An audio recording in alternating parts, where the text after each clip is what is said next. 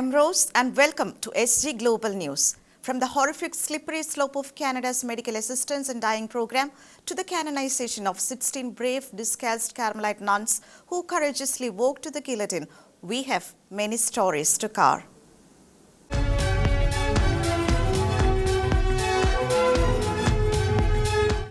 The federal government of Canada has issued a questionnaire to its citizens inviting their views on advance requests in its controversial medical assistance in dying program.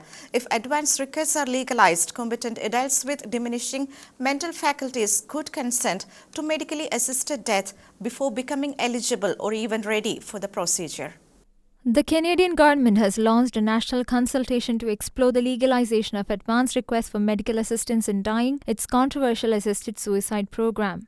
Through a questionnaire open from December 12, 2024 to February 14, 2025, the government seeks Canadians' input on allowing individuals to consent to assisted death before losing decision-making capacity. The consultation defines an advance request as one made by an individual who is capable of making decisions but is not yet eligible or ready for MAiD. Such a request would allow MAiD to be provided in the future once the individual has lost the capacity to consent, provided they meet the eligibility criteria and the conditions outlined in their advance request.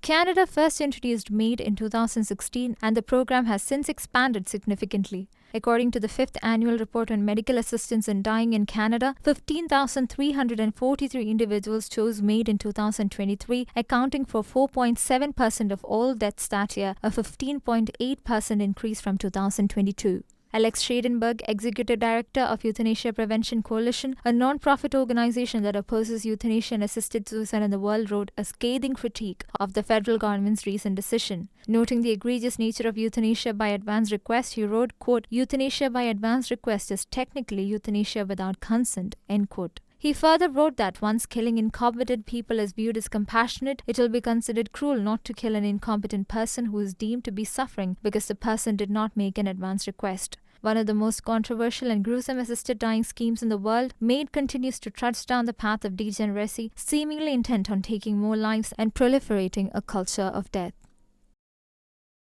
Turkish-backed jihadists in Syria attacked the Greek Orthodox Archdiocese of Hama on Wednesday, damaging its facade and destroying crosses on nearby graves. This attack comes just days after the assault on the Hagia Sophia Church in Squalabia. While Islamist rebels have promised peaceful coexistence, recent events in Syria paint a contrasting picture.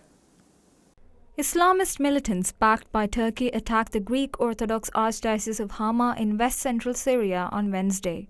The attackers fired gunshots at the archdiocese, damaging its facade and destroying crosses on nearby graves, according to Greco-Levantines Worldwide, a volunteer organization advocating for Antiochian Greeks and Pan-Byzantium. The initiative later confirmed the incident after several news outlets incorrectly claimed that photos of the attack were from 2011. The assault on the Greek Orthodox Archdiocese followed the December 12th vandalism of the Hagia Sophia Greek Orthodox Church in Squalabia by jihadists. The Hagia Sophia Church was constructed in 2020 after Turkish President Recep Tayyip Erdogan decided to convert the Byzantine Cathedral of Hagia Sophia in Istanbul into a mosque. Independent reports suggest that Islamist rebels in Syria have been breaking into Christian homes, robbing families at gunpoint. Videos have surfaced showing local officials forcing Islamists to remove threatening messages from their vehicles. One such message reportedly read, quote, "Your time has come, worshippers of the cross," end quote. Turkish-backed Islamist rebels launched an offensive in northern Syria on November 27th, capturing Aleppo by the end of the month. Aleppo, Syria's second-largest city, also has the country's largest Christian population. On December 8th, Damascus fell to the rebels and President Bashar al-Assad fled the city by air to Moscow, marking the end of the Assad family's 5-decade-long rule. Pope Francis canonized the 16 discalced Carmelite nuns of Compiègne on Wednesday. The pontiff granted them equivalent canonization, a rare procedure where former canonization processes are waived due to prolonged veneration and the heroic virtues of the saints. On December 18, 2024, Pope Francis declared equivalent or equipollent canonization of the 16 discalced Carmelite nuns of Compiègne who were martyred in 1794. Equipollent canonization is a rare procedure where the Pope forgoes the usual formalities associated with canonization, such as attribution of miracles and scientific investigations, taking into consideration prolonged periods of veneration of saints and their heroic virtues.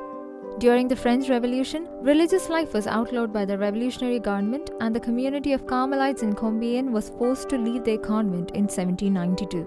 The sisters, having found shelter in 4 different locations, continued to live a life of consecration. But 2 years later, they were imprisoned at a former Visitation convent of Compiègne, where they offered themselves daily for the peace of France and the Church. On 17 July 1794, the nuns were convicted of treason and sentenced to death by guillotine in Paris. On the way to execution, they chanted the Divine Office and Salve Regina. Before their deaths, the sisters renewed their vows and, starting from the youngest, one by one walked up to the guillotine singing divine praises. Just 10 days after the martyrdom of Mother Teresa of St. Augustine and her companions, France's reign of terror came to an end. The martyrs of Compiègne were beatified by Pope Pius X in 1909. Alumni of an all-girls Catholic private school are challenging hospitality giant to restore the dignity of their former chapel and altar. When Visitation Academy closed in 2016, it was redeveloped into a hotel. Although the building was preserved, the altar was converted into a bar. The alumni and other concerned faithful are requesting the management to relocate the bar elsewhere. The alumni of a private all-girls Roman Catholic school are challenging a hospitality giant to restore the dignity and respect of their school's legacy.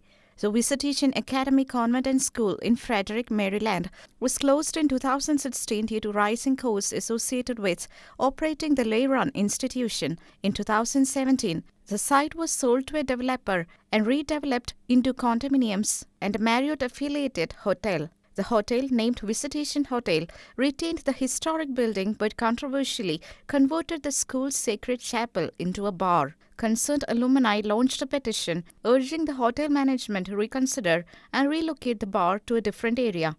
The petition, started by Elisa Coren, an alumna of Visitation Academy, states, quote, "Even though the chapel was properly deconsecrated for the girls of Visitation, for Christians, and for people of goodwill everywhere, this is an evident and painful misuse of the space." End quote. Visitation Hotel officially opened for business on December 19th, but its management has yet to respond to alumni's requests. Elisa Coren and others behind the petition remain steadfast in their efforts, hoping the management will either remove the altar and tabernacle or relocate the bar to another location. A 23-year-old woman from Kerala, India, has set a national record for recalling the most Bible quotes and names in 1 minute. Jeeba Justin, a native of Thiruvananthapuram, now aims to break the world record in the same category and has already begun preparations. Jeeba Justin, a native of Thiruvananthapuram in Kerala, has set a record for recalling the most Bible quotes and names in 1 minute. For this extraordinary feat, Jeeba has been awarded a place in both the India Book of Records and the Asia Book of Records. Besides scripture verses like the 10 Commandments and those from Psalm 61, the 23-year-old has also recalled names of the books in the Bible in order and the names of 12 apostles, all within 1 minute. The record was confirmed on October 8, 2024. Jeeba now plans to set a world record in the same category. The India Book of Records has been the curator and custodian of Indian records since 2006 and is published annually.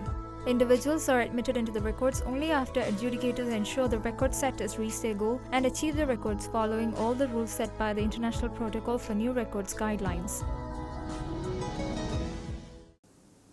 With Christmas less than a week away, Jerusalem's municipality authorities and their beloved Santa Claus have distributed live Christmas trees to residents, spreading festive cheer across the city.